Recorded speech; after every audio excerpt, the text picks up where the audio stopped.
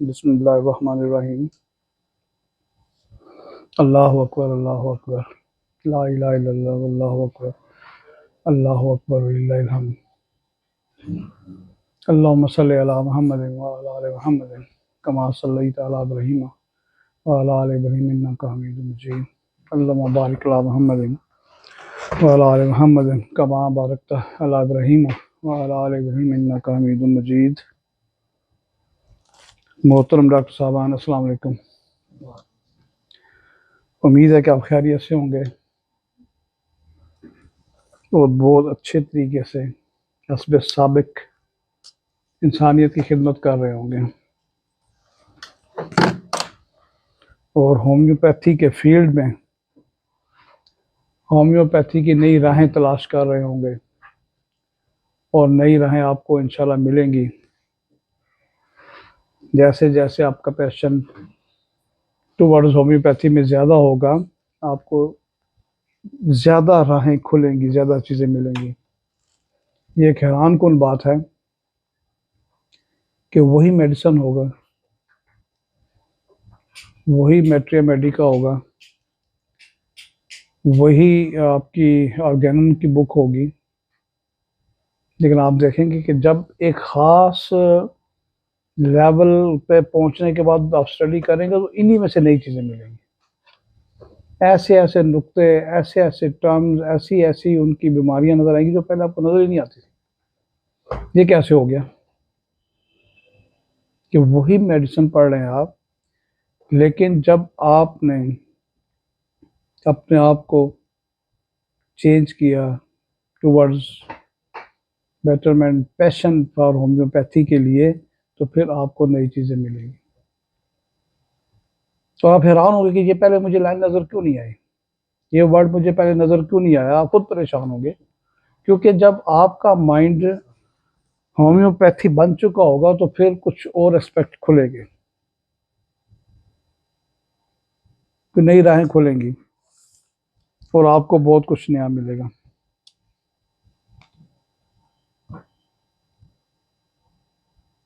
अब ये देखिए कि इसके लिए क्या करना पड़ेगा। एक डॉक्टर है, उसको कहें कि आप ये 10 दवाइयाँ हैं, इस पे ज़रा मैट्रिया मेडिका लिखें। डॉक्टर को 30 साल हो गए प्रैक्टिस करते, लेकिन शायद वो 10 सफ़े भी लिख के कहेगा जी अब मुझे नहीं पता कि इसके अंदर और क्या है। एक वो डॉक्टर जो होम्योपैथ है सर, और ड्रग्स की रूह को देखता है, सोल ऑफ ड्रग देखता है, उसकी समरी को पहचानता है, उसके करैक्टर को पहचानता है कि इस ड्रग का करैक्टर क्या है, तो वो हो सकता है उन्हीं 10 दवाइयों में 100 सफ़े निकले। एक मेडिसिन होगी, पीछे एक करैक्टर होगा, एक रूट काज होगी, एक सोल होगी, उस पर आप आगे चलेंगे। अब देखिए कि हमारे पास छोटी सी बुक्स भी हैं, छोटे छोटे मैट्रिया मेडिका हैं, जैसे उर्दू में बोरिक का, सारी डॉक्टर आबिद का है। उसने भी आपकी दवाई का सारा एपिटोम ऑफ मेडिसिन रू उसे चंद लाइनों में लिख दी है। लोग उससे भी गुजारा कर रहे हैं, और वही आप क्लार्क में पढ़ें, वही आप एलन में पढ़ें, वही आप बर्फी में पढ़ें, तो वो कितनी बड़ी बड़ी बुक्स है, कितने कितने सफ़े हैं। काशी राम में पढ़ें तो 20-20, 30-30 सफ़े की एक दवाई है। लेकिन जब आप होम्योपैथिक हो जाएंगे तो फिर आप मेडिसिन भी इन डिटेल पढ़ना चाहेंगे, आपको बहुत कुछ मिलेगा। इसके लिए आपने क्या करना है, होम्योपैथ बनना है। होम्योपैथ तो आप बने हुए हैं, आपके नाम के साथ होम्योपैथिक डॉक्टर है, प्रैक्टिशनर आप बने हुए हैं, लेकिन होगा क्या कि जब तक आप अपने आप को एज ए होम्योपैथ आपके सबकॉन्शियस में नहीं फिक्स करते, आप नहीं बन सकते। ये याद रखिए, जहाँ भी कामयाबी हासिल करनी है किसी फील्ड में, किसी चीज़ पे, किसी लाइन पे, किसी राह में, तो वो चीज़ आपको अपने सबकॉन्शियस के अंदर बिठानी पड़ेगी, फीड करनी पड़ेगी।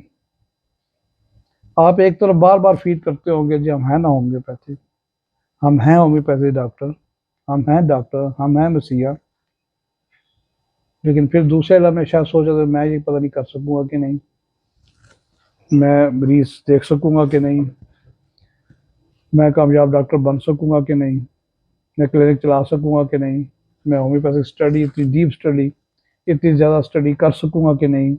साथ आप एक तरफ उसको फीड करना चाह रहे हैं कि सब कुछ करूंगा, साथ ही आपको अगले दिन ख्याल आता है कि मैं तो ये नहीं कर सकता। अगले दिन ही आपको कोई मसला हो गया, कहीं बिजी हो गया, आप नहीं कर सके, एक दिन 2 दिन, फिर आपने सोचना शुरू कर दिया ये तो मेरे बस का काम ही नहीं। तो ऐसे करने पे ना आप होम्यो बनेंगे, ना डॉक्टर बनेंगे, ना आप कुछ और बनेंगे, आधा तीतर आधा बटेर बनेंगे। फिक्स कर लें इसको कि आप जब हैं होम्योपैथ तो बस फिर होम्योपैथ हैं, आप हैं होम्योपैथ डॉक्टर तो हैं, आप होम्योपैथ फिजिशियन हैं तो हैं। इससे दुनिया में बड़ी जॉब नहीं है कि होम्योपैथिक फिजिशियन बनना। वो ज़माने गए जब होम्योपैथ डॉक्टर को समझा जा सके ये पता नहीं इसके पास नॉलेज भी है कि नहीं, मामूली पढ़े लिखे हैं, कम पढ़े लिखे हैं, ये है वो है। अब वो गए, जैसे जैसे शऊर मेडिकल का बढ़ा, आपने यूट्यूब यूट्यूब पे पढ़ा, आपने और जगहों से नॉलेज हासिल किया, लोगों को होम्योपैथी के बारे में पता चला, आपको अपडेट हुई, तो अब वो बात नहीं है, अब समझने की ज़रूरत है और इस पर प्रैक्टिकल करने की ज़रूरत है।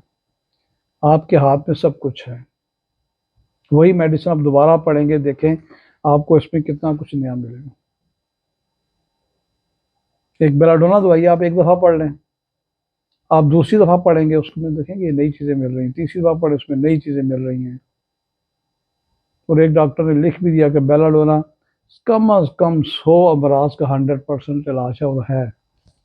अब अगर ये बात मेरी कोई सुनेगा, कोई दूसरा स्कूल ऑफ थॉट के डॉक्टर सुनेंगे, वो तो कहेंगे ये मजाक है, ये एक दवाई और 100 इलाज, 100 बीमारियों के इलाज।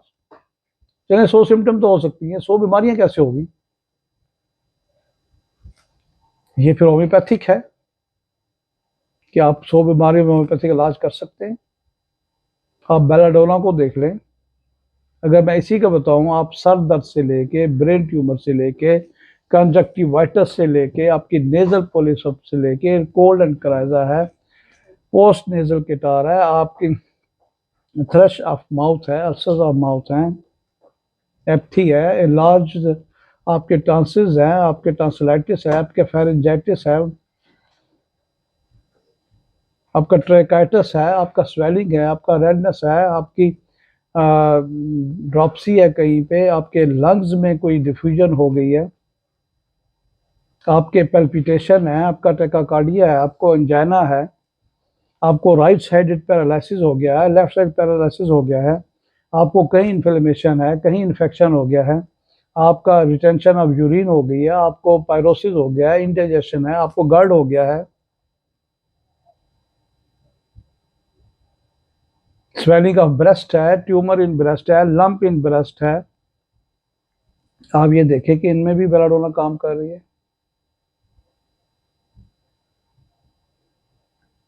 तो ये हमारी एक एक दवाई का, ये एक अल्लाह की तरफ से ऐसा एक इजाद हुई है कि डॉक्टर हानिमन ने इजाद की कि अगर वो जिंदा रहते तो अब तक बहुत कुछ और हो जाता। अब कम अज कम हमारा इतना तो हक है, इतना तो हक है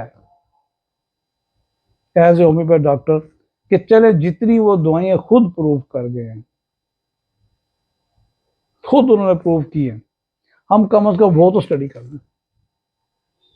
दवाइयां तो हमारी 2000 से भी ज़्यादा, छोटी हैं, बड़ी हैं, मुख्तसर है, इन डिटेल में हैं, और लेकिन पॉलीक्रस मेडिसिन ही हम अगर डिटेल से पढ़ ले, इतना तो कम अज कम हमारा हक है, या इतना तो उनका हक है उन डॉक्टरों का जिन्होंने ये प्रूफ की, अपने ऊपर की, अपने दोस्तों पे की, अपने स्टूडेंट पे की।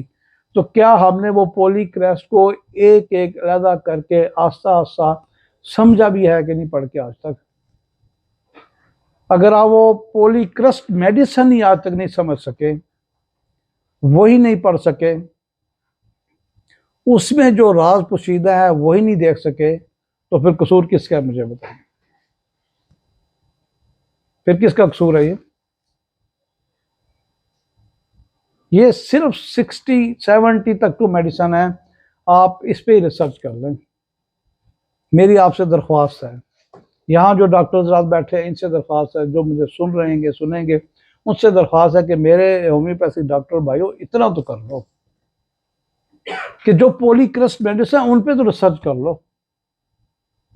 एक दवाई को तो समझो, एक दिन में पढ़ो, 2 दिन में पढ़ो, 3 दिन में पढ़ो, जब एक दवाई खत्म हो फिर दूसरी करो। जल्दी मत करें। अगर एकोनाइट पढ़े, एकोनाइट पे हफ्ता लगा दें, देखिए एकोनाइट में क्या है। एकोनाइट आपको यहां याद हो जानी चाहिए। हर दवाई की करेक्टरिस्टिक सिम्टम है, पिक्यूलर सिम्टम्स हैं, उसकी माइंड सिम्टम है, उसकी मोडेलिटीज हैं, वो याद तो कर लें।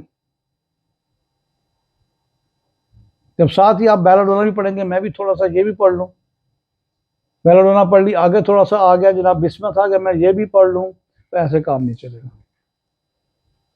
पढ़े एक दवाई, एकोनाइट शुरू हो जाए, जब तक उसकी एक एक लाइन आपको समझ नहीं आती, गौर करें, सोचें, बहुत कुछ निकलेगा उसमें, और फिर आप इसको डिफ्रेंशिएट कर सकेंगे। अगर आप उसी दिन पढ़ेंगे एकोनाइट, साथ देखा जी ये डिफ्रेंशिएट हो रही है, रस्टाक्स के साथ हो रही है, आर्सेनिक के साथ हो रही है, फेरमफास के साथ हो रही है, मैं अभी फेरमफास भी थोड़ा पढ़ लूँ, रस्टाक भी पढ़ लूँ, मैं आर्सेनिक भी पढ़ लूँ, तो फिर आप वहीं के वहीं रहेंगे। पहले कंसेप्ट क्लियर करें एकोनाइट के कि इसको कंपेयर क्यों किया गया, रस्टाक के साथ क्यों किया गया, आर्सेनिक के साथ क्यों किया गया, फेरमफास के साथ क्यों किया गया, ये कंपेयर करें। अगर खौफ से किया गया है तो खौफ की 2-4 सिम्टम अलग इसकी कर लें। अगर रेस्टलेसनेस की वजह से किया गया है तो 2-4 सिम्टम रेस्टलेस की अलग कर लें। अगर फियर ऑफ डेथ की वजह से किया गया है तो अलग कर लें। अगर कोल्ड की वजह से किया गया तो अलग कर लें। अगर बैटर बाई वार्मथ की वजह से किया गया तो उसको अलग कर लें। एक हफ्ता पढ़ लें कोनेट। आप अभी 15 दवाइयां पढ़ेंगे,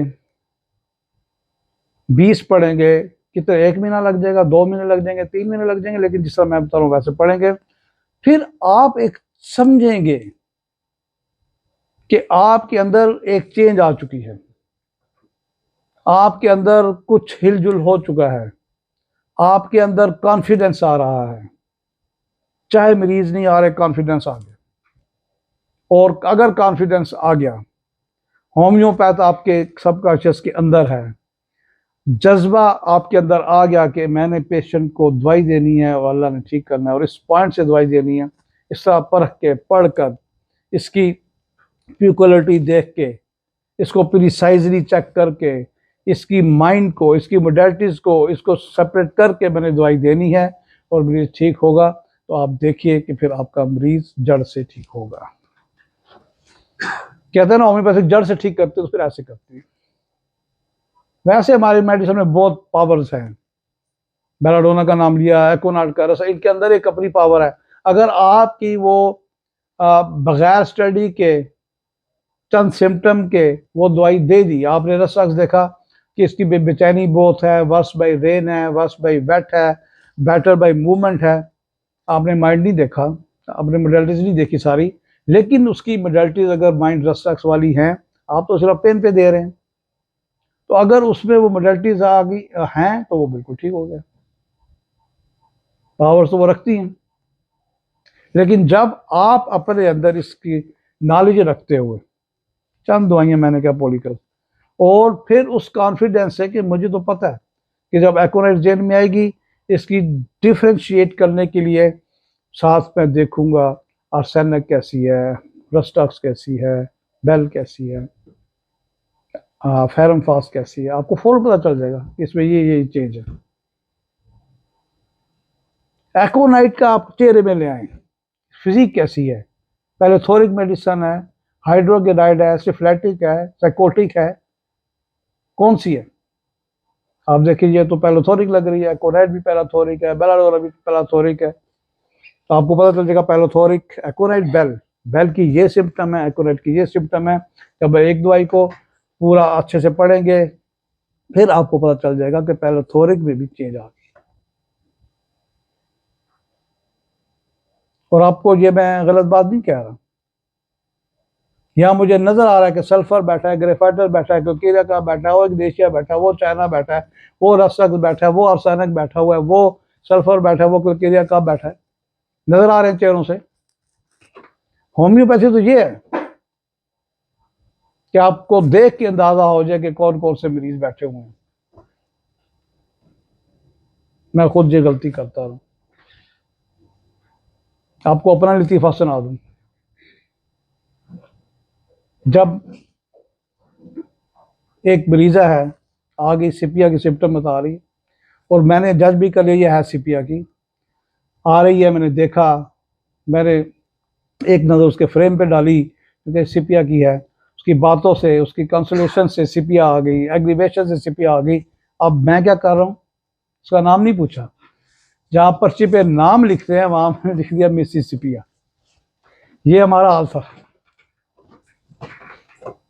जब दवाई गई डिस्पेंसर के पास, इनका नाम भी सिपिया, इनका हो हाँ सिपिया ये इनका। तो ऐसा आपको पढ़ना चाहिए, आपको नजर आनी चाहिए कि पेशेंट किस चीज का है, क्या देना है। जब इस तरीके से आप पढ़ेंगे, एक हफ्ते में एक दवाई पढ़ लें, ये तो बहुत टाइम बता रहा हूँ, 2 दिन में 3 दिन में आप पढ़ लेंगे और एक दवाई के आप मास्टर बनेंगे।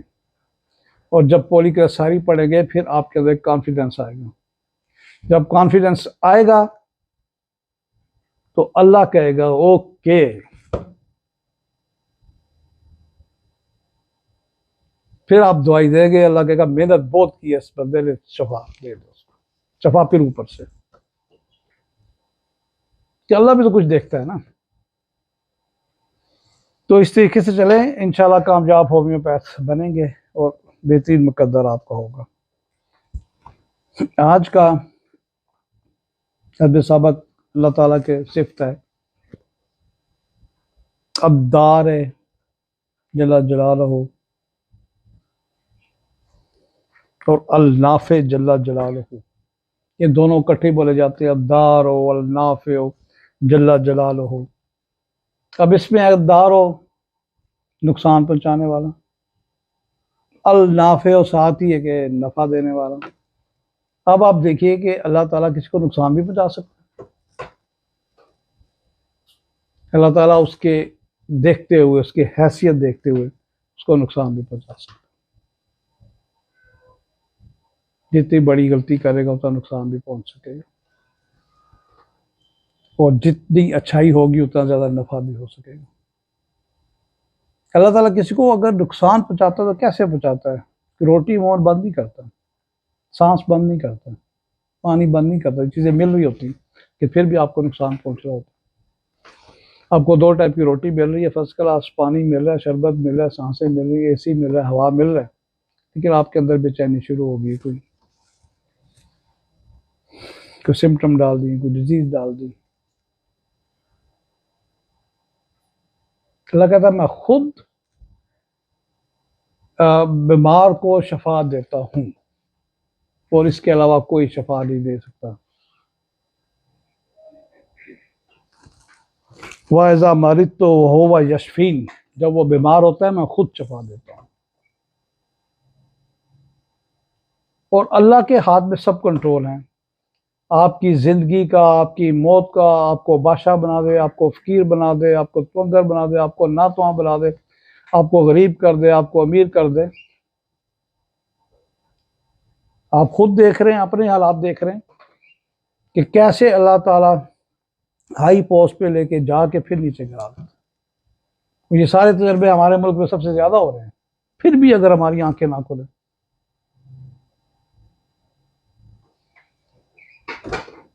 तो आप देखिए, अल्लाह कहता है कि मुझे एक मानो, ये जानो कि उसका शरीक कोई नहीं है, ये मानो कि सिर्फ अल्लाह का तवक्कुल है बस। अल्लाह ने पीर बनाए, फकीर बनाए, नेक बनाए, मोमन बनाए, वो सिर्फ आपको राह दिखा सकते हैं, आपको देख कुछ भी नहीं सकते। वो आपको बता सकते हैं ये रास्ता सही है, ये रास्ता गलत है, आपने ये इस तरह चूज कर सकते हैं, ये इस तरह चूज कर सकते हैं।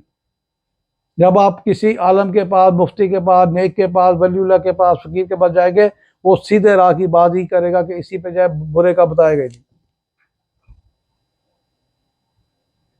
तो फिर जब आप दिल से तैयार करते हैं कि मैं इस रास्ते पे आना चाहता हूँ, फिर अल्लाह देखता है कि मेरा बंदा अब ठीक है, आना चाहता है, मैं इसको इस रास्ते पे ले आऊँ, वो फिर नेक बन जाता है। पहले एक्सेप्ट करें आप कि मैं आना चाहता हूँ, मैं ऐसा था। कुछ लोग नहीं आना चाहते, नेगेटिव रास्ते पे जाना चाहते हैं, अल्लाह उनको उधर ही भेज देता है। नेगेटिव रास्ते पे, बुराई के रास्ते पे आप देखें लोगों ने कितनी तरक्कियां की हैं, अरबों रुपए कमाए, करोड़ रुपए कमाए, नेगेटिविटी पे कमाए। अल्लाह दे तो रहा है इस दुनिया में, वो अल्लाह ने लिख दी कि आपको जितना मिलना है वो आपको मिलना है, चाहे आप राइट हैंड वाले तरीके से ले रहे, चाहे लेफ्ट हैंड वाले तरीके से ले रहे। जो आप दुआ करे जाते हैं किसी वलीउल्लाह से, किसी बाबे से, किसी फकीर से, किसी आलम से, किसी मुफ्ती से, वो आपके लिए सिर्फ दुआ कर सकता है, आपको दे नहीं सकता। बेटा दे दे, बेटी दे दे, औलाद अच्छी कर दे, औलाद देख कर दे, नौकरी दे दे, शादी कर दे, आपके लिए दुआ कर सकता है। और जितने सिद्के दिल से वो दुआ करेगा, और अल्लाह ताला उसके कहने पे फिर वो दुआ भी कबूल कर लेते हैं।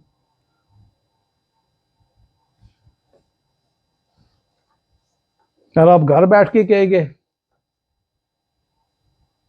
कि जी फलां फलां फलां के सदके, तो ऐसा नहीं होगा। क्यों नहीं होगा ऐसा? बंदा मौजूद है, वलीउल्लाह वहां मौजूद है, हो सकता है आपके पड़ोस में हो, लेकिन ऐसा इसलिए हुआ कि अल्लाह कहता है मैं आप सबसे करीब हूं। वो वलीउल्लाह फिर आपसे दूर है, मैं उससे करीब जो बैठा हूं, मैं आपकी शायरक से करीब बैठा हूं। तो आप क्यों किसी को कहते हैं? आप खुद तो मांगे, खुद तो तौबा करें, खुद इस्तग़फ़ार करें, खुद मांगे ना, डिमांड करें, मैं देता हूं।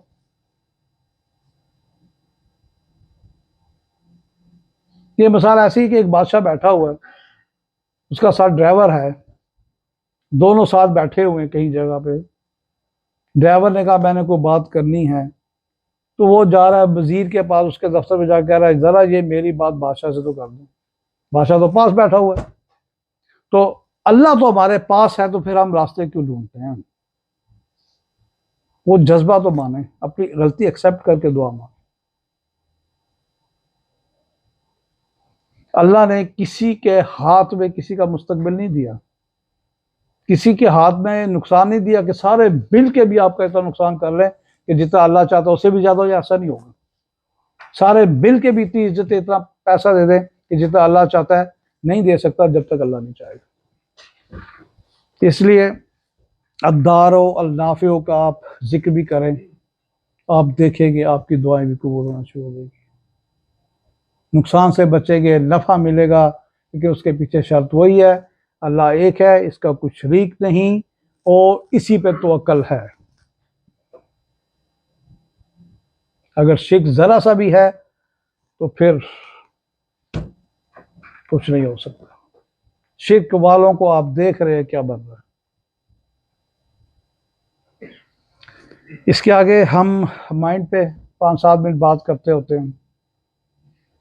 आज माइंड का है net, NET, net as if in, कि जैसे बंदा एक नेट के अंदर बैठा है, एक जाल के अंदर बैठा है।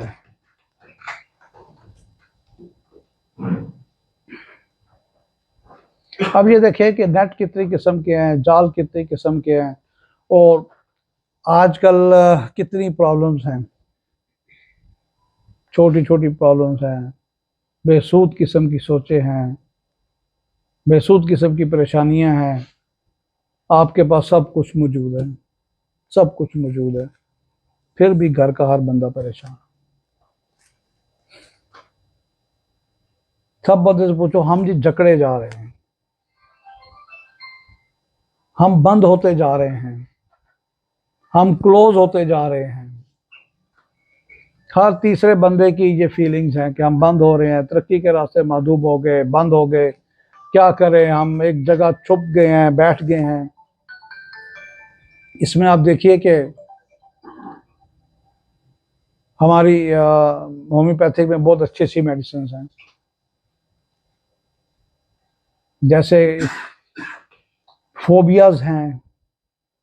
फोबिया है नैरो प्लेसेस का, नैरो स्पेसिस का, कि आप तंग जगह पे नहीं बैठ सकते, तंग कमरे में नहीं बैठ सकते। वो फोबिया, जिसको क्लास्ट्रोफोबिया कहा जाता है। क्लास्ट्रोफोबिया वाले पेशेंट जाएंगे, पहले जाते ही किसी नई जगह जाके देखेंगे कि कमरा बड़ा है कि छोटा है। उनकी कोशिश होगी अगर कमरा छोटा है तो कोई हमारी मीटिंग का यहाँ ना हो, कहीं बाहर हो जाए। अगर मुझे यहाँ रात रहना भी है तो मैं यहाँ रात ना रहूँ, मैं किसी होटल में रह लेता हूँ, कहीं और रह लेता हूँ, मैं इस कमरे में नहीं रहता हूँ। अंदर से इतना खौफ है। हालांकि कमरे में क्या है भाई, साथ दूसरा इंसान भी शायद बैठा है, शायद सो रहा है, बैठे हुए हैं, आप नहीं बैठ रहे। आप खाना खाने गए हैं, वहाँ को केबन है या ऐसा तंग रेस्टोरेंट है, आप वहाँ नहीं बैठ रहे, आप कह रहे मैं तो ओपन बैठूंगा, बाकी लोग भी बैठे हुए। तो उसको फील हो रहा है कि मुझे घुटन होगी, मेरा सांस खत्म हो जाएगा। इस घुटन में अगर वो बाहर जाना चाहता है, इस घुटन में अगर वो बाहर जाना चाहता है तो पल्साटिल्ला उसकी दवाई होती है। इस घुटन में अगर वो बाहर जाना चाहता है तो ट्यूबरकुलोसिस उसकी दवाई है। चाहे वो ट्यूबरकुलोसिस सेंसिटिव टू कोल्ड है, तो सर्दी भी लगेगी बाहर, लेकिन बंद कमरा है, अगर वो समझ रहा है कि इस कमरे में कोई परेशानी होगी तो वो उस ठंड में भी बाहर चला जाएगा। नेट्रम सल्फ है, वो बाहर जाके बैठेगा। लेकिन अगर एक ऐसी जगह पे है कि आपको ये पता है कि यहाँ पे आपको पता है कि मेरे साथ दूसरे बंदे बैठे हैं, मेरी हेल्प भी करेंगे, अगर मुझे कुछ हो गया, मैं मरने लगा, मुझे पकड़ेंगे भी, संभालेंगे भी, हालांकि ऐसा नहीं होता, लेकिन पल्साटिल्ला है, ट्यूबरकुलोसिस है, नेट्रम सल्फ है। लेकिन कार्बोवेज का मरीज एक अजीब ही है, उसको हवा चाहिए। अब वो बाहर जाएगा तो हवा लेने जाएगा, वो बाहर ओपन स्पेस लेने नहीं जाएगा। पल्साटिल्ला का मरीज, ट्यूबरकुलोसिस का मरीज ओपन प्लेस लेने जाएगा, बाहर थोड़ी सी ठंड लेने जाएगा। कार्बोवेज का मरीज हवा के लिए बाहर जाएगा। अगर उसको लिटा दे, पंखा तेज कर दे, उसका गुजारा यही हो जाएगा। बिजली गई हुई है तो घबराहट हुई, बाहर जाना चाह रहा है, आप उसको पंखा उसके मुंह के आगे ऐसे ऐसे तेज तेज जले, कार्बोवेज का मरीज वहीं ठीक हो जाएगा। बाहर अगर हवा चल रही होगी तो ठीक होगा, वरना वहां भी वो उसका मुश्किल हो। वो हवा लेना चाहता है कि उस हवा से एक ऑक्सीजन की खास मिकदार उसके अंदर जाना चाहिए। एक खास ऑक्सीजन की मिकदार की कमी हो रही है, जिसको वो लेने के लिए जा रहा है। अब क्लास्ट्रोफोबिया, कुछ लोग बाथरूम में तंग में नहीं बैठ सकते, अगर किसी के बाथरूम में जाएंगे फिर तो वहां बहुत मुश्किल होगा, उसको लॉक भी करेंगे। वो क्लास्ट्रोफोबिया ये है कि अगर मुझे कुछ हो गया तो मैं बाहर कैसे निकलूंगा। क्लास्ट्रोफोबिया वाले मरीज को बाहर जाना पड़ता है, खुली जगह पे जाना पड़ता है हेल्प के लिए और किसी की मदद के लिए, अपनी सेहत के लिए। अगर वो क्लास्ट्रोफोबिया का मरीज किसी दूसरे घर में जाएगा, किसी होटल में जाएगा, तो वो लॉक भी नहीं करेगा अपना बाथरूम कि कहीं ये ना हो मुझे जाना पड़े, ये लॉक हो जाए, खराब हो, मुझे पता ना हो। और जहाज में नहीं बैठ सकता, जहाज के अंदर बिल्कुल आपकी ऑक्सीजन पूरी मिलती है, आपको हाइट के मुताबिक टेम्परेचर पूरा ठीक मिलता है, फिर भी वो जहाज पे नहीं बैठ सकता, इतने आदमियों की मौजूदगी में नहीं बैठ सकता। उसको थोड़ा सा हाइट फोबिया, थोड़ा सा क्लास्ट्रोफोबिया, एल्टीट्यूड फोबिया, हाइट पे नहीं जा सकता। उसको अर्जेंटम नाइट्रिकम आप दीजिए, उसको सक्सीनम दीजिएगा। सक्सीनम बहुत अच्छा काम करती है इस तरह के क्लास्ट्रोफोबिया में। बहुत से लोगों को जहाज से डर लगता था, मैंने अर्जेंटम नाइट दी, सक्सीनम दी, वो 20 साल के बाद जाके फिर के आए।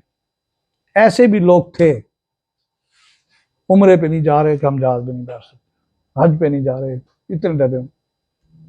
ऐसे भी मेरे इल्म में लोग आए हैं कि अपनी जगह आप सब्स्टिट्यूट करने के लिए किसी को उम्रे पे भेज दिया कि या अल्लाह मैं तो नहीं जा सकता, मैं जहाज में नहीं बैठ सकता, मैं बंदा भेजूंगा।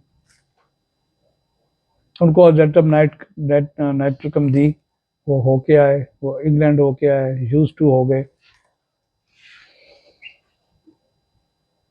कुछ लोग ऐसे हैं कि वो कहते हैं कि बड़ा हाल है, बैठे गए, उनको अजीब किस्म का खौफ है कि वे देखेंगे कि वो हाल उनको फील होता है कि करीब आ रहा है। ये एक अलग फीलिंग है क्लास्ट्रोफोबिया की, कि हाल की दीवारें करीब आ रही हैं चारों तरफ से। अगर बाहर चला गया है तो उसको ऐसा लगेगा बादल आए तो बादल उसके नीचे आ रहे हैं, उसको कवर करने के लिए आ रहे हैं। उसकी दवाई लेग डेफ है। मेरे पास एक पेशेंट आया अभी चंद महीने पहले, उसमें सारे फोबिए। मैं जो फोबिया पूछूं यस, जो फोबिया पूछूं यस, मैं खुद हैरान हो सकता हूँ कि इसको हो क्या रहा है। ऊंचाई से डर है, मैं मरी नहीं जा सकता, जहाज में बाहर से मैं नहीं बैठ सकता, लिफ्ट में बैठ सकते हो तोबा तोबा, 20 मंजिल भी हो तो मैं सीढ़ियां चढ़ के जाऊंगा। तंग कमरे में बैठ सकते हो नहीं बैठ सकता, तंग वॉशरूम में बैठ सकते हो नहीं बैठ सकता, गाड़ी में बैठ सकते हो नहीं बैठ सकता, वैगन में बैठ सकते हो नहीं बैठ सकता, चौक में रश आ जाए फंस जाओ मैं नहीं भाग जाता हूँ। सारी फोबिया उसके अंदर। सच्ची बात है, मैं किसी एक फोबिया पे हूँ, वो सब बराबर बता रहा है। मैंने उसको लेगडेप भी दी, उसको अर्जेंटाब्लाइट भी दी, उसको सक्सीनम भी दी, उसको एनाकार्डियम भी दी, नेट्रोबियर भी दी, परसाटिला भी दी, एकोनाइट भी दी, आर्सेनिक भी दी, सब सीएम में दे दी। अब वो कहेंगे ये कौन सी डॉक्टरी है, कौन सी होम्योपैथी, तो वो कौन सा मरीज है? वो भी तो जीबुल खलकत मरीज आ गया ना। मैंने उसको 1 एम में दी, 1 2 3 4 5, 1 2 3 4 5 रोज खाओ। 15 दिन के बाद आया, कहता शायद मुझे लगता है फर्क है, शायद। मैंने फिर दे दी, रिपीट कर दी। फिर आके क्या, मुझे मजा नहीं आ रहा जी, फर्क नहीं है। मैंने यही दवाई सीएम में दी 15 दिन के लिए। वो किसी डॉक्टर का भाई था, कहता मेरे भाई की डॉक्टरी फेल हो चुकी, आर्मी में शायद डॉक्टर था, नहीं काम करती। मैंने यही दवाई उसको सीएम में दी, 5 दवाइयाँ की 6 बना के दे दी। और 15 दिन के बाद आया, कहता जी मुझे अब पता चला कि मैं भी इस दुनिया में आपकी तरह रह सकता। फिर ये अल्फाज थे। तो हमारी मेडिसिन तो काम करती हैं, चाहे आप उसको आगे पीछे दे दें, चाहे आप एक एक करके दे दें, चाहे आप 1 2 3 करके दे दें, काम तो करेंगे। कम्बिनेशन नहीं कह रहा, अल्टरनेटिव कह रहा हूं मैं। लेकिन कुछ कम्बिनेशन भी हमारे बहुत अच्छे काम करते हैं, no doubt about it.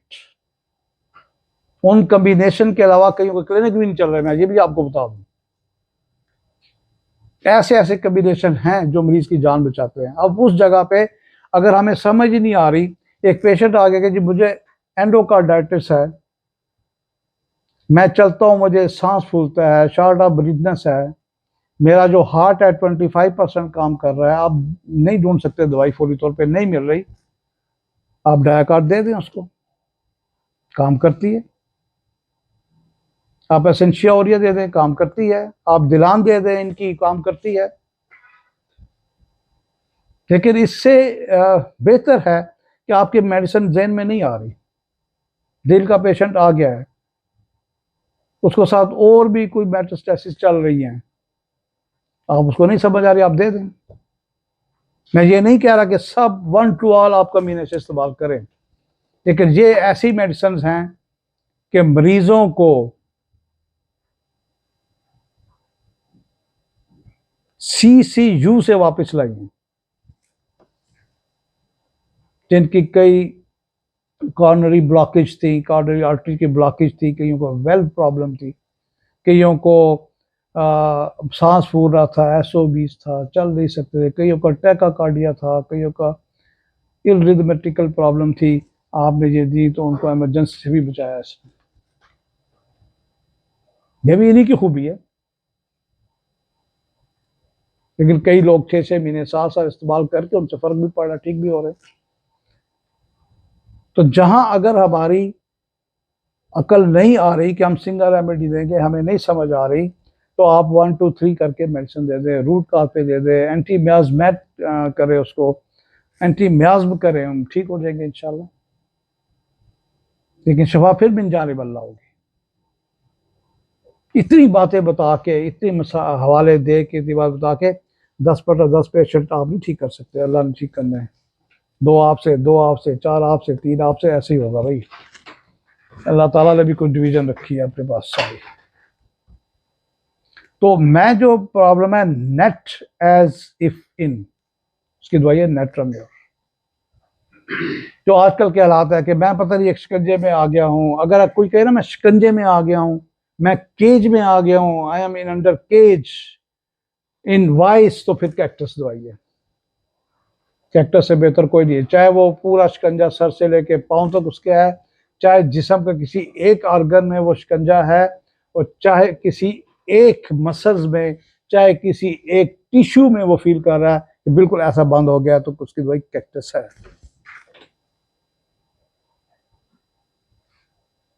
Doctors है, गलती कर लेते हैं, इंसान है, गलती हो जाती है, ठीक है, डॉक्टर से नहीं होनी चाहिए, लेकिन अगर होम्योपैथ डॉक्टर से गलती होती है, उसका नुकसान ये नहीं होता कि उसकी दवाई साइड इफेक्ट नहीं करेगी।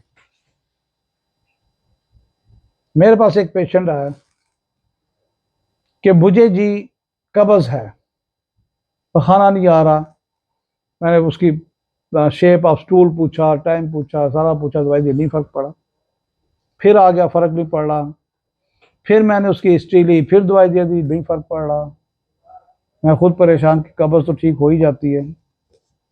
कहता जी मैं वो ड्रॉप्स भी ले रहा हूँ, मुझे फर्क नहीं पड़ रहा। मैं कह रहा था ये है, मैं वो एक और पता नहीं सिरप है वो भी ले रहा हूँ, मुझे फर्क नहीं पड़ रहा। अब ऐसे कामों में होम्योपैथी कमाल दिखाती है अगर आप रिपोर्टरी खोल ले। मैंने अभी तक रिपोर्टरी नहीं खोली, मैंने फिर उसको दवाई दे दी, तीसरी दवाई, फिर फर्क नहीं पड़ रहा।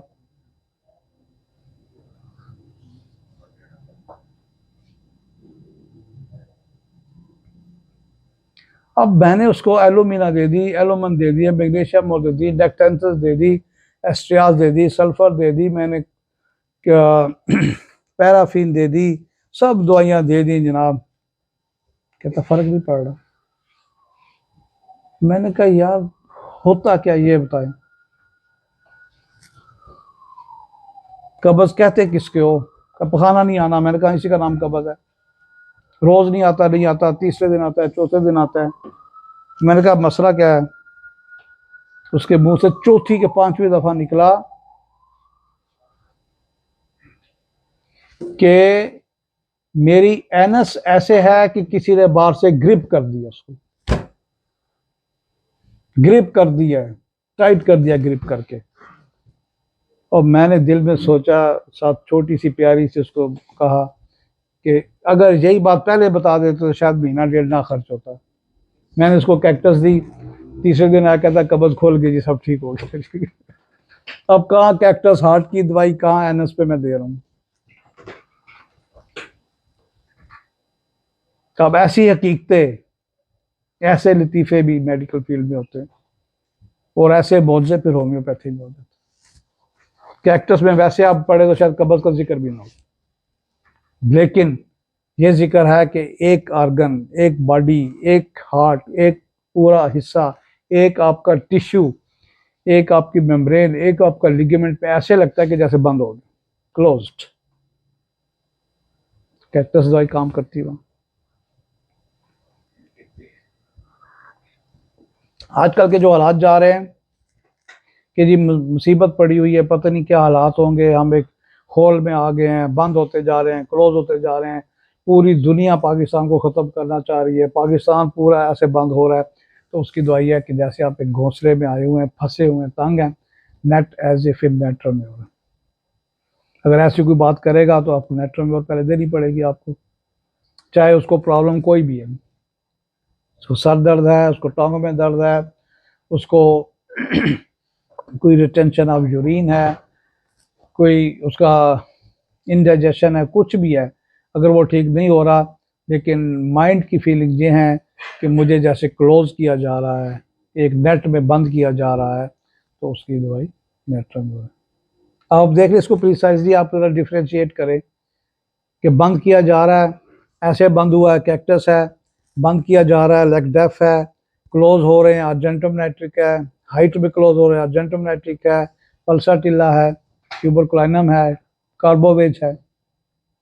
हमारी इसी एक फीलिंग में कि क्लोज हो रहे हैं, क्लोज हो रहे हैं, बंद हो रहे हैं, चीज़ें क्लोज कर रही हैं, तो कितनी दवाइयाँ हमारी आ जाती है। अगर यही दवाइयाँ सब जो मैंने नाम लिए सब फॉलिक एसिड तकरीबन, अगर ये आपको आती होंगी तो फिर इंशाल्लाह मसला नहीं होगा।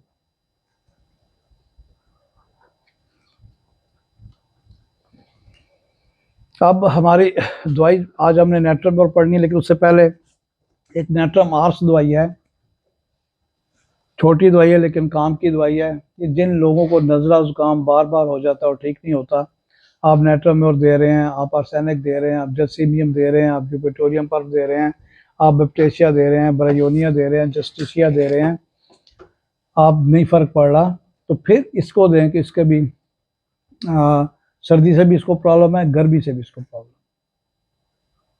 और इसके गले में भी अगर दर्द है तो इसके गले में आप देखेंगे कि पर्पलिश कलर की स्वेलिंग नजर आएगी, लैक्सिस की तरह, फाइटोलाका की तरह। और अमूमन वो लोग जो कहते हैं जी मुझे ठंड लगती है और सर्दियों की आमद पे ये होता है कि उनकी इस ठंडक को, इन सर्दियों के सांस को ख़त्म करती है। छींके हैं, नेट्रामार्स दें आप, लेकिन अगर गले में दर्द है, गले में स्वेलिंग है, रेडनेस है, ब्लूशनेस है, फिर लैक्सिस है, बेलाडोना है, फाइटोलाका है, वराटाकार भी साथ देंगे, लेकिन स्पेसिफिकली अगर उनसे फ़र्क नहीं पड़ रहा तो फिर आप ये मेडिसिन उसको देंगे। है छोटी दवाई लेकिन काम की दवाई है। इससे अगली दवाई एक छोटी सी रह गई थी, नेट्रम कार्ब। ये छोटी दवाई लेकिन बहुत काम की।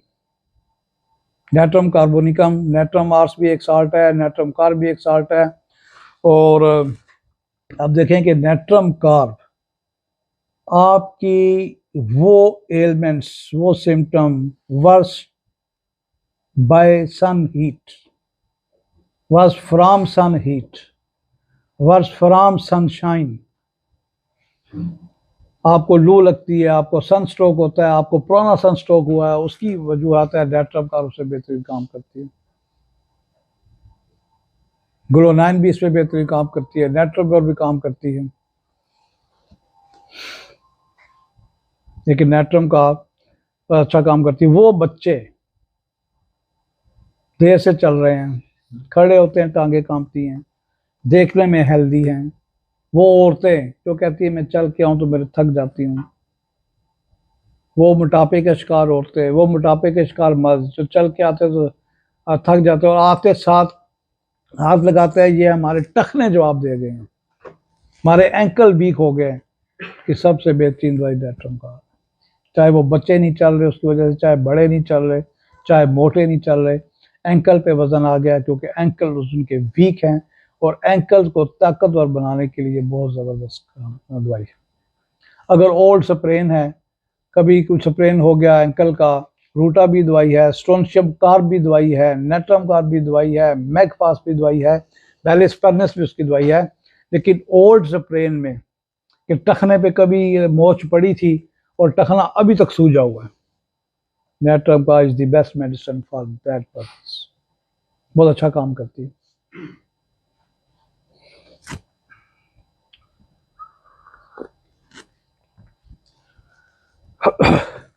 इसका ये देखें कि नेट्रम कार्ब का मरीज बड़ा खुश होता है, खुशी में रहेगा, गप्पे लगाएगा, लतीफ़े सुनाएगा, लेकिन एक लतीफ़े होते हैं कि ना पैर तो ना सर निकलने, टू दी पॉइंट बात करेगा अच्छी, और महफिल में रहेगा और बहुत ही खुश मिजाज हो, हंसमुख जिसे कहते हैं। इसका मरीज औरत हो, औरत आपके आएगी, आपसे बड़े अच्छे तरीके से मुस्कुराहट से बात करेगी, आपको अपनी प्रॉपर तरीके से बात करेगी, आपको वहीं पता चल जाएगा कि औरत नेट्रम कार्ब की है, रूटा की है, या फिर रस्टाक्स की है। इसकी एक और सिम्टम है, कई मरीजों में होती है कि कई मरीज किसी से सामना नहीं कर सकते, सामना नहीं, किसी मरीज से बुग़्ज़ रखते हैं, नहीं बुग़्ज़ भी नहीं, किसी मरीज की, किसी आदमी की मौजूदगी बर्दाश्त नहीं करते। अगर इसने किसी फंक्शन में जाना है ना, वहाँ 50 बंदे हैं, 100 बंदे हैं, इसको पता है कि वो बंदा जो मुझे बुरा लगता है वो भी इस फंक्शन में आएगा, वो नहीं आएगा। वो नहीं आएगा। अगर इस बंदे को आप बुलाएंगे, हम नहीं आएंगे। हमारे खानदान में बहुत बंदे अफसर, शादी हो रही है, आगे कहेंगे अगर उस बंदे को बुलाएंगे तो हम शादी में नहीं आएंगे, अगर आप उसको बुलाएंगे तो हम नहीं आएंगे। उनकी दुआई भी नेटरम का।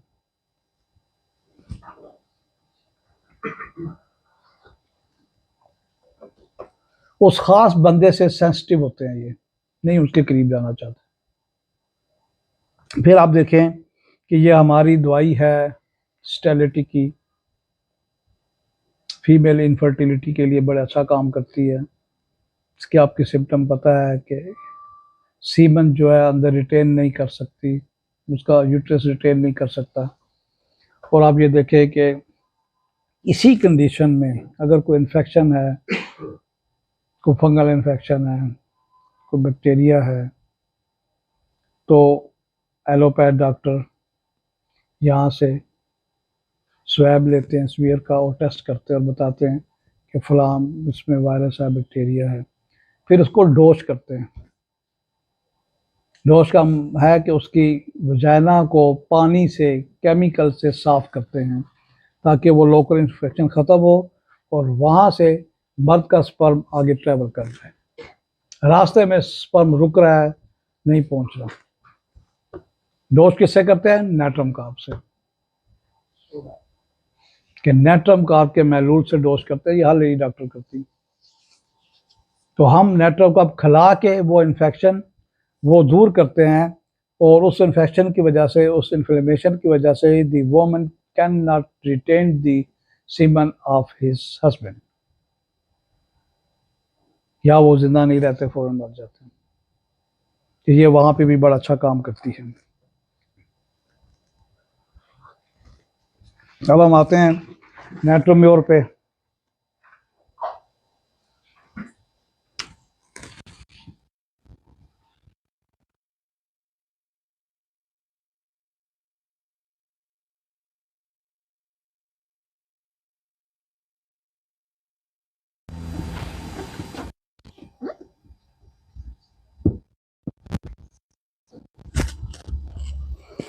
नेट्रम म्यूराटिकम,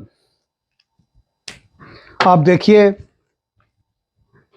कहने में एक नमक है, ये एक आम सा नमक है, लेकिन काम बहुत बड़े बड़े दिखाता है। बहुत बड़े बड़े काम दिखाएगा ये।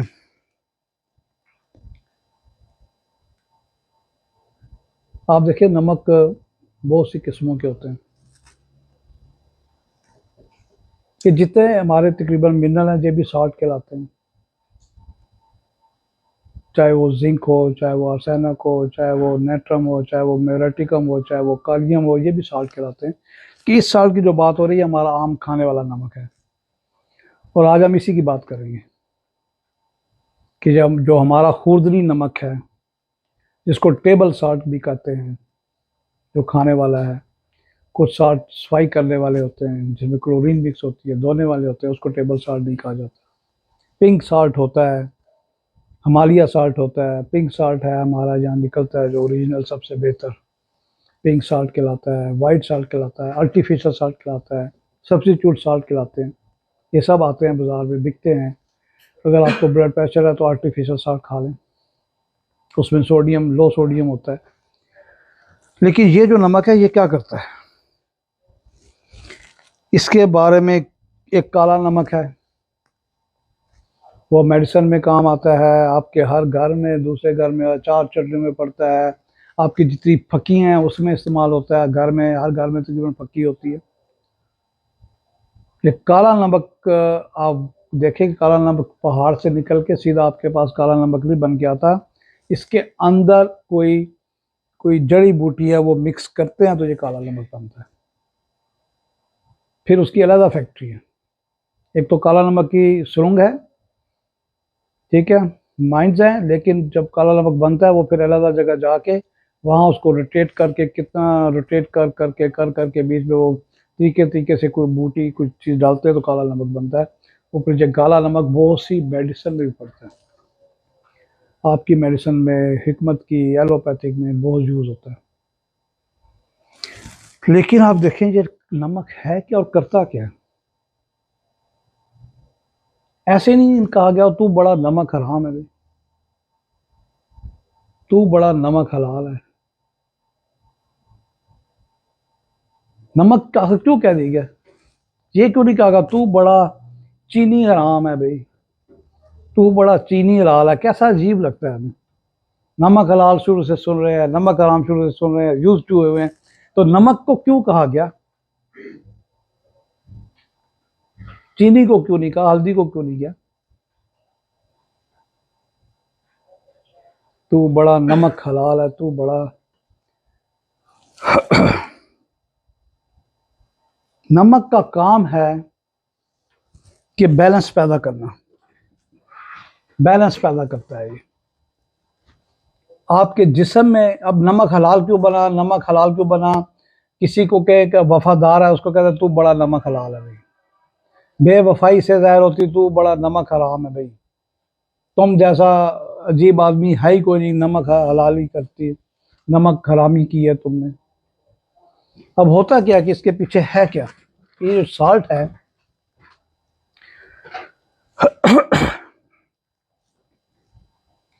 ये हमारे जिस्म में एक बैलेंस पैदा करता है, किबलम पैदा करता है। किसका? हमारे जो अंदर माया है, जो वाटर है, जो लिक्विड है, जो खून के अंदर है, जो हमारे उसमें सेल्स के अंदर है, हमारे टिश्यूज के अंदर है, हमारे सेलुलर मेम्ब्रेन्स के अंदर है, उन सबको ये बैलेंस करता है। जब ये किसी भी हिस्से को बैलेंस नहीं करेगा तो या नमक कम होगा या नमक ज़्यादा हो जाएगा। अगर नमक ज़्यादा होगा उसको हाइपरटोनिक कहते हैं, कम होगा तो हाइपोटोनिक कहते हैं, अगर लेवल बराबर होगा तो आइसोटोनिक कहते हैं। ये ऑस्मोसिस आपने पढ़ा होगा मैट्रिक में भी, एफएससी में भी, कि जब एक चीज़ जाती है अपनी लेवल बराबर करने के लिए, उसको निचाई की ज़रूरत है, ऊंचाई की ज़रूरत है, लेकिन अगर निचाई हो गई है, लेवल ज़्यादा हो गया है, तो लेवल ज़्यादा होने के बाद नमक ज़्यादा होगा, कोई ना कोई प्रॉब्लम वहाँ क्रिएट होना शुरू हो जाती है। ये एक कुदरती चीज़ है कि आप देखिए दरख्तों में पानी नीचे से ऊपर तक जाता है। कौन सी मशीन लगी हुई है कि वो 50 फुट ऊंचा दरख्त है, 50 फुट की टैंकी में पानी हमारी मोटर नहीं भेज रही, दरख्त में से पानी ऊपर तक जा रहा है। उसके जो सार्स हैं, नमकियात हैं, वो एक दूसरे को लेवल कर रहे हैं, लेवल कर रहे हैं, बराबरी कर रहे हैं, लेवल कर रहे हैं, बैलेंस कर रहे हैं, इक्विलिब्रियम कर रहे हैं, ऊपर ऊपर पहुंचते हैं और ऊपर तक पहुंच जाते हैं। और ये इक्विलिब्रियम, ये इम्बैलेंस अगर हो जाए, बैलेंस खराब हो जाए, तो फिर हमें प्रॉब्लम शुरू हो जाती हैं। आप किसी के देखेंगे कि आंखों के नीचे यहाँ पे थैलियाँ बननी शुरू हो जाती हैं। आप किसी के देखेंगे कि आंखों के ऊपर ये टोसिस लटक जाते हैं, ये लिड्स लटक जाती हैं। आप किसी के देखेंगे कि पाँव में स्वेलिंग आना शुरू हो जाती है। आप किसी में देखेंगे कि उसकी आंखों में स्वेलिंग आ रही है, बच्चा सुबह उठता है उसकी आंखों के ऊपर स्वेलिंग है। कितनी औरतें मर्द आते हैं कि सुबह हम उठते हैं हमारे ये हाथ ऐसे बंद नहीं होते, अकड़ जाते हैं, सख्त हो जाते हैं। ये सारा हाइपरटोनिक, हाइपोटोनिक, आइसोटोनिक, ऑस्मोसिस का कमाल है, नमक का कमाल है, लिक्विड का के बैलेंस खराब हो गए। और जब नमक हलाल किसको कहते हैं, नमक हराम किसको कहते हैं? एक आदमी के 6 बच्चे हैं, एक बच्चे को कह रहा है तू तो बहुत ही नमक हराम है। कोई दोस्त है, कोई वाकफ है, उसको कह रहा तू तो बहुत ही नमक हराम है। क्यों? आदमी एक बैलेंस मुकर्रर करता है अपने हर बच्चे के लिए कि मैंने इस बच्चे को इतना देना है, इस बच्चे को इतना देना है, इस बच्चे को इतना, इस बच्चे को इतना, सबको बराबरी के हिसाब से दे रहा है। आपके रिश्तेदार हैं, आप उसको, आपके कज़न हैं, आपको किसी की पाल रहे हैं, कोई आपके रिश्तेदार आपके पास है, आप उन सबको उनके अपनी सोच के मुताबिक उनको हिस्सा डिवाइड करके दे रहे हैं, खाने का भी, पीने का भी, पैसा भी, खर्चा भी, स्कूल का, कॉलेज, किताबें, यूनिफॉर्म, प्यार मोहब्बत, सब कुछ दे रहे हैं। लेकिन जब कोई नहीं उस पर पूरा उतरता तो उसको आखिर में कह दिया जाए तू बहुत नमक रहा है।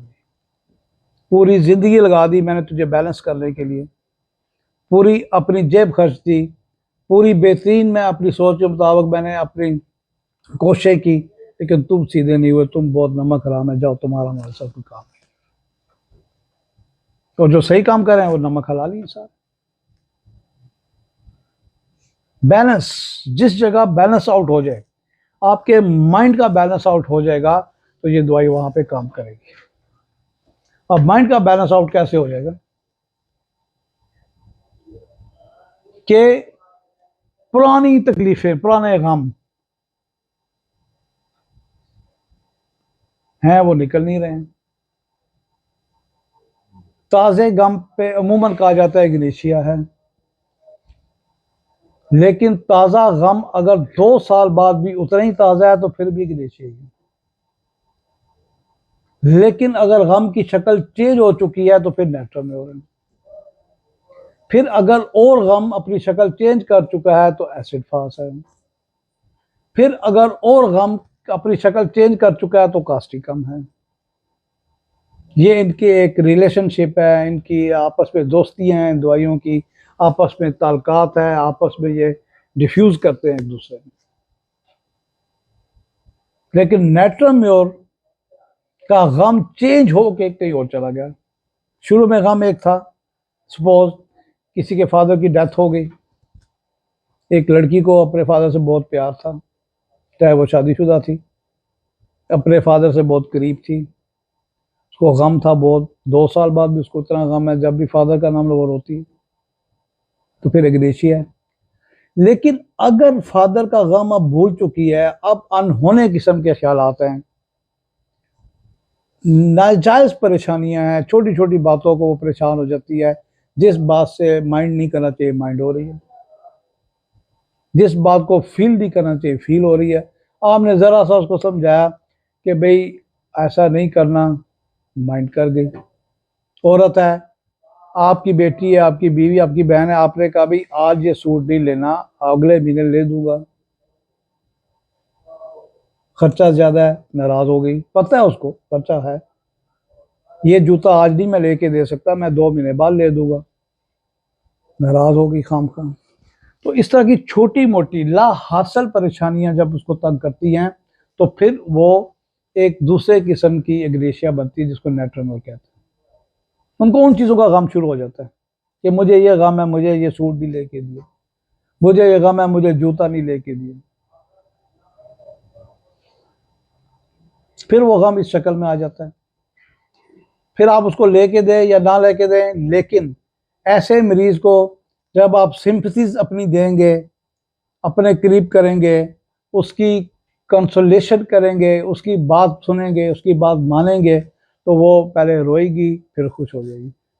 इसमें रोना और खुश होना दोनों है, रोना और हंसना। रो इसलिए रही है कि ओ हो ये भी वैसी है, ये भी अपनी परेशानियां बता रही है, उसके भी आंसू आ गए। फिर थोड़ी देर बाद देखा ये भी ऐसी, मैं भी ऐसी, फिर हंस रहे हैं, फिर वो गप्पे लग रही। कंसोलेशन एग्रीवेशन करती है, हंसने में भी रोने में भी। और इस तरह की अगर देखें कि बैक हिस्ट्री में कोई गम है बहुत बड़ा, डेथ हुई है, हस्बैंड की हुई है, बेटे की हुई है, फादर की है, मदर की है, बहन की है, क्योंकि जब से that death has been done, मैं बीमार हूं, जब से वो मरा है मैं बीमार हूं, तो वो फिर नेट्रम में हो। अब वो ये नहीं कह रहे कि मुझे दुख बहुत है, एग्रेशिया वाला कहेगा दुख है, 2 साल बाद भी रो पड़ेगा, 4 साल बाद भी रो पड़ेगा। नेट्रम वाला रो रहा है अपनी एक ला हासिल, एक छोटी मोटी बातों से, परेशानी से वो तंग और रो रहा है, मुझे ये चीज नहीं पूरी करी, ये नहीं पूरी हो रही, ये पूरी नहीं। तो फिर ये एग्रेशिया के बाद नेट्रोमोर पे आ जाता है। फिर नेट्रोमोर को जब एसिड फास्ट पे जाते हैं, तो फिर वो इतना गम ले लेता है, इतनी परेशान हो जाता है कि उसके अंदर वीकनेस शुरू हो जाती है, उसके अंदर वीकनेस शुरू हो जाती है। देखने में वो सेहतमंद होगा, वजन उसका ठीक है, लेकिन वीक हो रहा है, उसको समझ नहीं हो रही मेरे साथ क्या हो रहा है, टांगे कांप रही हैं, जिस्म कांप रहा है, चल रहा है तो उसके स्टेप सही नहीं पड़ रहे, वो लड़खड़ा रहा है, टैक्सिया हो रहा है, डगमगा रहा है, उसको समझ नहीं आ रहा। लेकिन अगर पीछे चेन गम का है तो फिर एसिड फास्ट काम करेगी। लेकिन एक आदमी कहता है सब कुछ ठीक है, अल्लाह की रजा, हो गया ये काम, बनना था सब कुछ हो गया, लेकिन फिर भी अंदर अंदर घुल रहा है, कह ये रहा है ओके ठीक है, मैं ठीक हूँ, मुझे कोई बीमारी नहीं, जब से ये हुआ है, किसी की डेथ हुई, नुकसान हुआ है, कोई प्रॉब्लम, कोई नुकसान भी हुआ है, कुछ भी हुआ है, मिसहैप हुआ है, ठीक है, हो गया, सब कुछ हो गया, लेकिन उसकी वजह से अचानक जब कभी बात होगी वो बिल्कुल ब्रेक डाउन हो जाएगा,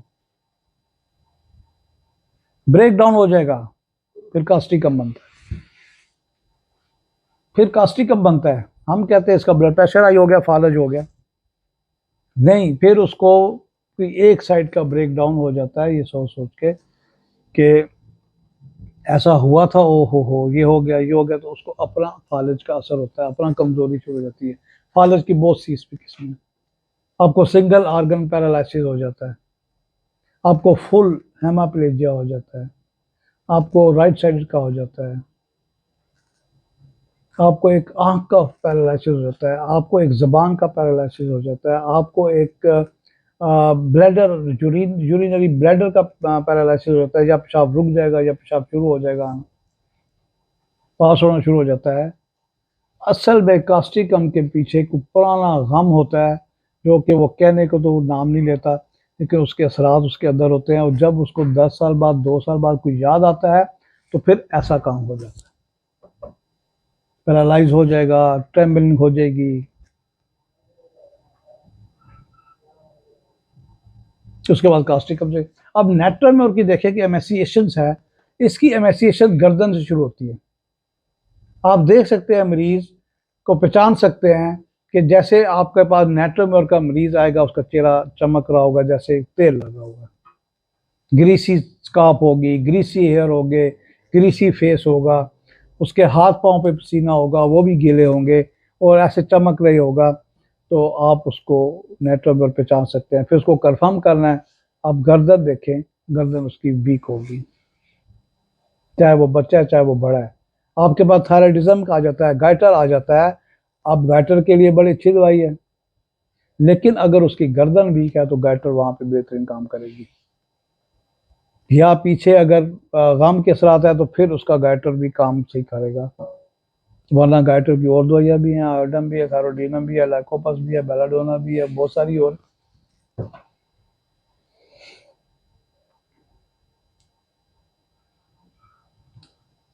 तो अब आप देखें, हमारी मेडिसिन एमेसिएशन से शुरू हो जाती है। एमेसिएशन है आपकी टांगों की तरफ से है, तो फिर आपके अर्जेंटम नाइट्रिकम है, आपकी सारी वो एब्राटेनम है, आपकी लिथायरस है, आपकी कलकेरिया फास है, कलकेरिया फास की टांगें पतली, पेट बाहर होगा, एब्राटेनम की टांगें पतली होगी, टांगों में कमजोरी होगी, लिथायरस की टांगों में कमजोरी होगी। अगर फुल कमजोरी लग रहा है, देखने में वो बच्चा भी इतना कमजोर लग रहा है कि अपने से 10 साल बड़ा नजर आ रहा है, ये आपने बच्चे देखे होंगे कि उनकी ऐसी ये शुबाहत होती है, ऐसी सबाहत होती है कि देखने में वो सबाहत है, मुस्कुरा रहे हैं, लेकिन वीक हैं, देखने में 10 साल बड़े लग रहे हैं, 20 साल बड़े लग रहे हैं। और कई ऐसे बच्चे हैं, वो हर वक्त सबाहत में हैं, खुश हो रहे हैं, हंस रहे हैं, अपनी उम्र से 10 साल कम नज़र आ रहे हैं। हमारे पास इनकी भी मेडिसिन है, अगर वो पहले से ज़्यादा लग रहे हैं तो आप उनको लाइकोपोडियम दें, अर्जेंटम नाइट्रिकम दें।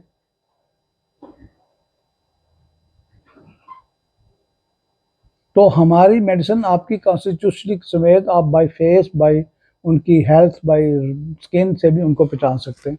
अब आपके पास अगर एक पेशेंट आ रहा है कि उसका चेहरा भी देखे कि धोया नहीं हुआ, ऐसे लग रहा है कि बिल्कुल मैला है, शायद इसने धोया नहीं, हल्की हल्की मैल की भी उस पर टिंट आ रही है, आप उसको कहेंगे ये मुंह धोता है बच्चा के लिए, हाँ धोता है, लेकिन ये रहता ही ऐसा है, उसकी दवाई बेहतरीन सोराइनम में आप देखे देखें, सल्फर है, और बाकी भी आप सिम्टम देखें कि शायद सोराइनम सल्फर की मिल जाए। अब जब आपकी इसकी नमक की ज्यादती होती है या कमी होती है तो क्या होता है, अगर आपके दिल की वजह से कहीं स्वेलिंग होगी, कि आपकी दिल की पंपिंग, उसकी जो हार्ट बीट है वो डिस्टर्ब हुई हुई है, उसकी वजह से उसमें कहीं पानी इकट्ठा हो रहा है, तो लंग्स में इकट्ठा होना शुरू होता है, पाँव में इकट्ठा होना शुरू हो जाता है सबसे पहले, हार्ट से सबसे दूर जो एरिया है वो आपका पाँव है, वहाँ से सर्कुलेशन सही वापस नहीं उठा रहा, तो वहाँ पे पानी रुक रहा है, यानी कि वहाँ नेट्रम म्योर रुक रहा है, यानी कि आर्सेनिक रुक रहा है, यानी कि काली म्योर रुक रहा है, यानी कि कोई और साल्ट की कमी हो रही है, हमें वो देनी पड़ेगी। आप दिल की बीमारियों में देखिए कितने साल्ट काम होते हैं, ब्लड प्रेशर में देखिए कितने साल्ट ही काम करते हैं। तो अगर हार्ट की प्रॉब्लम हो रही है तो सबसे पहले अगर पाँव पे प्रॉब्लम है तो आपको सोचना पड़ेगा कि इसको कोई हार्ट की प्रॉब्लम है। अगर इसके साथ खांसी है, शॉर्ट ऑफ ब्रीथ है, तो वो मुश्किल से सांस ले रहा है, तो फिर आपको देखना पड़ेगा कि हार्ट की वजह से इसको स्वेलिंग है लंग्स में। फिर अगर आप देखते हैं कि उसके पेट पे आ रही है, तो फिर आप देखें कि इसकी लीवर में प्रॉब्लम आ रही है, इसका पानी इकट्ठा हो रहा है, पेट में इकट्ठा हो रहा है। अगर आप देखें कि उसकी आंखों पे, चेहरे पे आ रहा है, तो फिर गुर्दे की वजह से आ रहा है। फिर आप देखें कि ये आपका ऑस्मोसिस गलत हो रहा है, आपका साल्ट जिस जिस हिस्से के, जिस आर्गन के सेल्स में जमा हो रहे हैं, वहाँ या तो हाइपरटोनिक हो रहा है या हाइपोटोनिक हो रहा है, या कम हो रहा है या ज़्यादा हो रहा है। तो उसी हिसाब से आप देखें कि अगर चेहरे पे, आंखों पे सूजन है, पाँव पे हम एपिस भी देते हैं, इसकी कम्प्लीमेंट्री हम नेट्रोम्योर भी देते हैं, ये पानी के बैलेंस को काम करती है। नेट्रोम्योर की जहाँ कमी होगी वहाँ खुश्की हो जाएगी, वहाँ ड्राइनेस होगी, फिर उसको प्यास ज़्यादा लगेगी, मुंह खुश्क होगा, वो इतनी प्यास होगी, इतना इम्बैलेंस उसका ऑस्मोसिस हो चुका है कि वो कह रहा है मुझे पानी चाहिए, मुझे पानी चाहिए, मुझे हाइपोटोनिक हुआ हुआ है।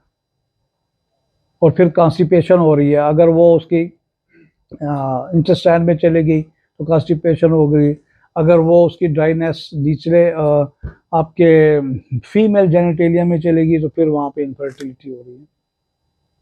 फिर ये नेट्रोम्योर उस इनफर्टिलिटी को दूर करती है।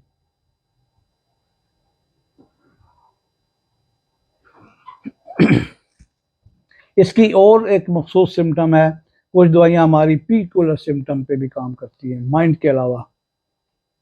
मैक्सिमम पेशेंट अगर कोई ऐसा आता है, आप देखें कि निचले होंठ पे जहाँ क्रैक पड़ा हुआ है, ये नेट्रोम्योर की एक क्लीदी सिम्टम है, पीकुलरिटी है कि यहाँ पे क्रैक होगा। आप बाकी सिम्टम पूछेंगे तो मिलेंगी। बाकी जो क्रैक है, अपर लिप पे है तो आर्सेनिक है, अगर लिप्स पे है ग्रेफाइटस है, हैपर सल्फ है, अगर साइड पे आ गया तो कांडोरेगो है। हमारी देखिए लिप्स के क्रैक पे कोई 8-10 दवाइयाँ बन जाती है और वो काम करती है। मजे की बात, यूज की है मैंने, आजमाई है, काम करती है। अगर उसका ये क्रैक लेटरल से ठीक हो रहा है तो उसका लिकोरिया भी ठीक हो रहा है, उसका माइंड भी ठीक हो रहा है, उसकी कंसुलेशन भी ठीक हो रही है, उसका साइकी केसेस भी ठीक हो रहे हैं। आपने सिर्फ ये देखा है और फिर सिम्टम पूछिए। आप देखते हैं कि नेट्रोम्योर कहता जी मैं नमकीन चीजें खाता हूँ, क्यों? नमक कम हो रहा होता है, खाते ही नमकीन है। आप स्पाइसी खाते हो ज्यादा शौक से, मीठा खाते हो, नमकीन खाते हो, मैं नमकीन खाता हूँ। और फिर नमकीन खा रहा है, नमक पूरा नहीं हो रहा, ऑस्मोसिस सिस्टम गलत है, इम्बैलेंस गलत है। कैसे गलत हो रहा है? पेशाब ज्यादा आना शुरू हो गया। कैसे गलत हो गया? स्वेलिंग होगी आंखों पे, पाँव पे। कैसे गलत हो गया? स्वेटिंग शुरू होगी, उसको स्वेटिंग ज्यादा हो रही है, और फिर हमने उसको टू दी पॉइंट पोटेंसी देनी है, और वो उसका ऑस्मोसिस सिस्टम को बैलेंस करती है। और ये उसका पेशाब आना, उसका पसीना आना, उसकी नमकीन की ख्वाहिश, उसको ज़्यादा प्यास लगना, उसकी इनफर्टिलिटी, उसकी प्री मेच्योर एजैकुलेशन, उसकी कॉन्स्टिपेशन, सब फिर नेट्रोम्योर से ठीक होती है इंशाल्लाह।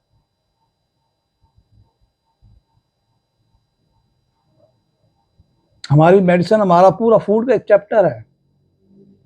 कोई मिर्चें ज़्यादा खा रहा है तो ये हो रहा है, कोई चीनी ज़्यादा खा रहा है तो ये हो रहा है। तो इसमें नेट्रोम्योर में है कि नमक बहुत ज़्यादा डालता है, और एक ये, और एक फास्फोरस का। फास्फोरस नमक डालेगा फौरन नुकसान होगा। नेट्रोम्योर अपने अंदर नमक की कमी से नमक ले रहा है, फास्फोरस का टेस्ट नमक का बन गया है, उसको नमक चाहिए नहीं, कहीं स्वेलिंग नहीं, कहीं कमी नहीं, उसका दिल कर रहा है नमक खाऊं। अगर आपका टेस्ट ही नमक वाला हो गया तो कल्केरिया फास है। अगर माँ का दूध ही नमकीन हो गया, बच्चा दूध नहीं पी रहा, बात करते बच्चा दूध नहीं पीता, बड़ा जोर लगा लिया, टिल लगा लिया, माँ का दूध नहीं पीता, फौरन मुंह पीछे करता है और मुंह बनाता है, नहीं पीता, कलकेरिया फास है उसकी दवाई, मर्क साल है उसकी दवाई। साल्टी हो जाए तो कलकेरिया फास है, कड़वा हो जाए तो आयरस वर्स है। ये प्रॉब्लम होती है।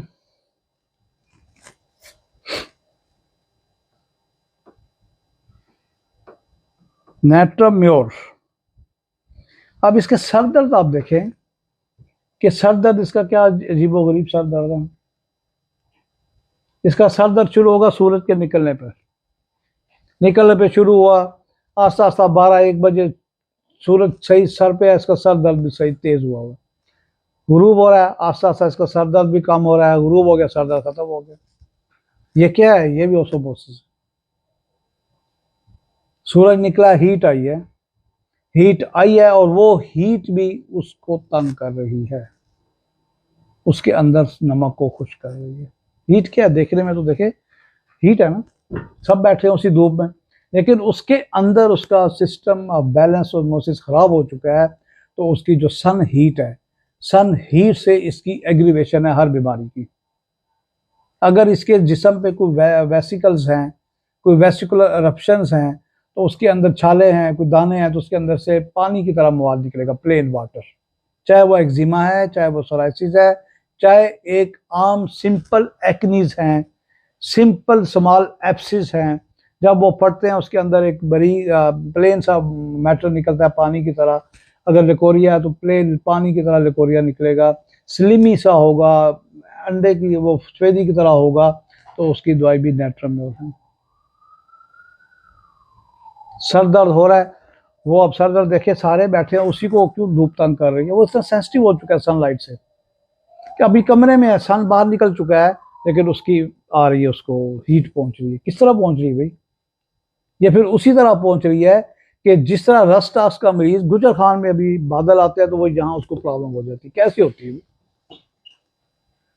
वो तो 30 मील दूर है गुजर खान, जेलम 60 मील दूर है, वहां पे बारिश हो रही है, वो यहाँ कह रहा है कि मुझे लगता है कि कहीं बारिश और गरज चमक हो रही है। तो इसी तरह जब धूप निकलती है तो नेट्रोमर का मरीज कहता है कि मुझे सर दर्द शुरू हो गया निकलने पे, दोपहर को ज्यादा हो गया, शाम को खत्म हो गया। फोटोफोबिक चेंजेस इसमें आ रही हैं। अब आप देखिए सर दर्द के साथ इसकी फिर नज़र मुतासर हो जाती है। नज़र मुतासर क्यों होती है? कि इसके अंदर ऑलरेडी एक साल्ट की कमी है जिसको हम नेट्राम्योर कहते हैं। नेट्राम्योर ज़्यादा खा के इसका ऑस्मोसिस सिस्टम ठीक है, इसका हाइपरटोनिक बना हुआ है या हाइपोटोनिक बना है, एब्जॉर्ब नहीं कर रहा, बैलेंस नहीं कर रहा, नमक खा भी रहा है, लेकिन नमक पसीने में, नमक उसके पेशाब में, उसके और अखराज में वो निकल रहा है। उसको हमने अंदर रोकना है उस नमक को।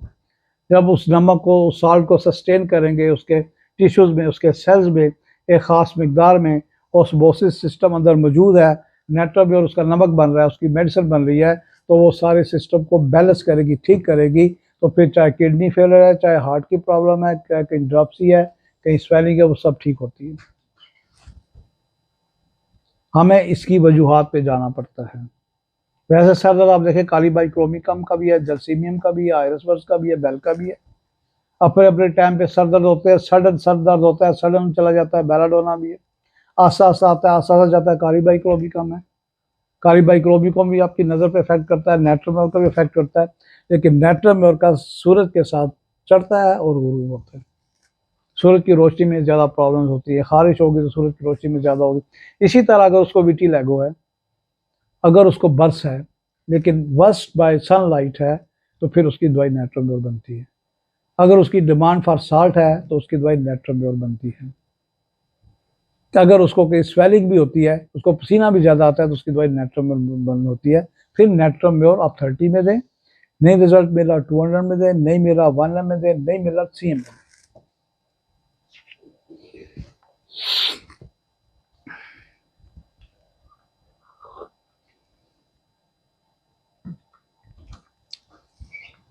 अच्छा जी, इसके बारे में कोई और सवाल हो तो आप कर सकते हैं, कोई भी।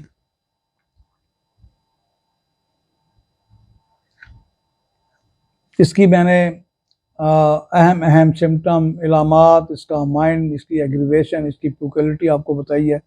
और आप अगर एक दफ़ा घर जाके पढ़ेंगे तो ये सब चीज़ें आपके फ्रंट पे आ जाएंगी और फिर आपको याद रहेंगी।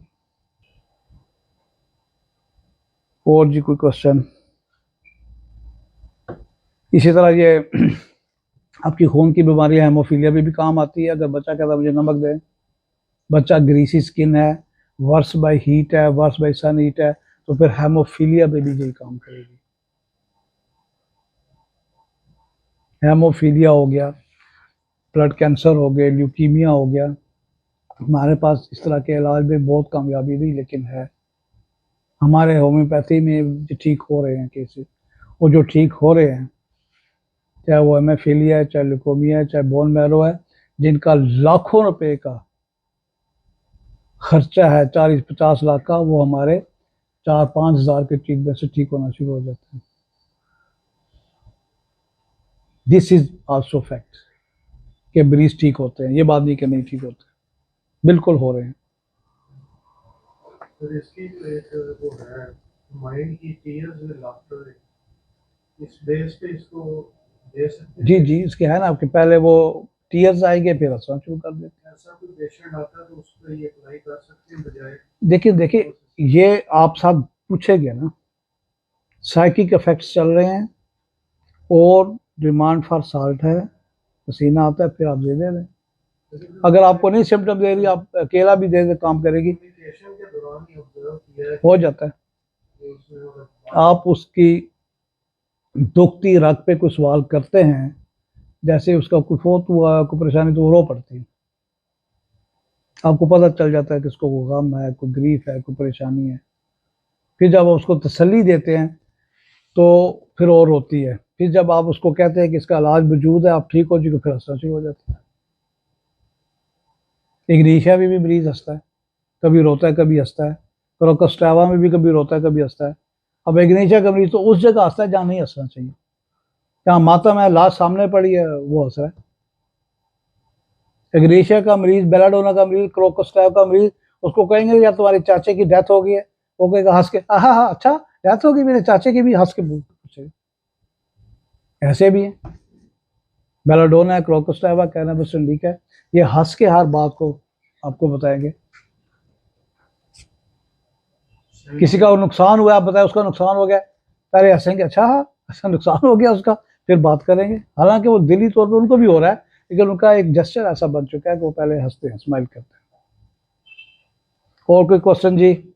पेशेंट है कराची में, पेन फॉर पीरियड हो गया, उसके एलोपैथिक डॉक्टर के पास लेकर गए तो उन्होंने कोई पेन फॉर मेडिसिन दी जिससे पीरियड स्टॉप हो गया। जब अल्ट्रासाउंड कराया तो समाज लीडरशिप हुआ। एज क्या उस पेशेंट की? 20। मैरिड है? मैरिड है। पहले मेंसेस ठीक थे? पहले ठीक है। ठीक है, उसका फंक्शन सारे ठीक है, उसका सिर्फ स्मॉल यूट्रस है। आप उसको मेडिसिन देंगे उसकी काज पे जाके, तो ऐसा कुछ पैदाइशी कंजेनिटली एट्रोफाइड यूट्रस होते हैं, छोटे यूट्रस है, स्मॉल है, पैदाइशी, वो ज़रा मुश्किल से ठीक होते हैं। उसमें सिस्टम भी आपका सारा हार्मोनल साइकिल उसमें नहीं हो रहा होता, मेंसेस नहीं आ रहे होते। लेकिन अगर मेंसेस आ रहे हैं और उसकी एट्रोफी ऑफ यूट्रस है तो वो ठीक हो सकती है। ठीक है, वो तो उन्होंने दवाई दे दी, पेनफुल मेंसेस हो गए, पता नहीं क्या दी, लेकिन आप उसकी पूरी हिस्ट्री लेके टोटलिटी ऑफ सिम्टम पे लें तो उसका मेडिसिन नेट्रमर भी बन सकती है, सीपिया भी बन सकती है, गिनेशिया भी बन सकती है, आयोडम भी बन सकती है, प्लम्बामेट भी बन सकती है। जी, अर्जेंटोमेट भी डॉक्टर साहब बता रहे हैं कोई सब, वो काम करती है एट्रोफाइड यूट्रस, जूलियन। और कोई क्वेश्चन जी?